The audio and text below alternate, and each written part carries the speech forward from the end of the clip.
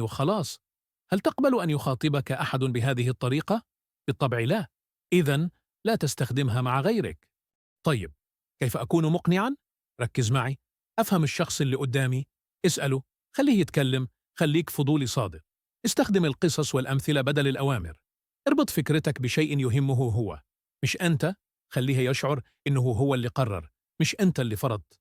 هذه مهارات وليست حيل، وكلما احترمت عقل الطرف الآخر زادت فرصتك في التأثير. طيب، ماذا لو كنت تلح وأنت لا تدري؟ هذه بعض العلامات الخطيرة.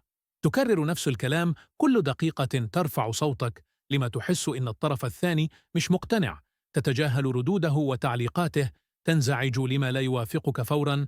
لو لاحظت هذه الأمور في نفسك، توقف فوراً، خذ نفساً، وابدأ من جديد بأسلوب مختلف. هل تريد أن تكون مؤثراً ومقنعاً؟ هذه 4 خطوات عملية. الأولى: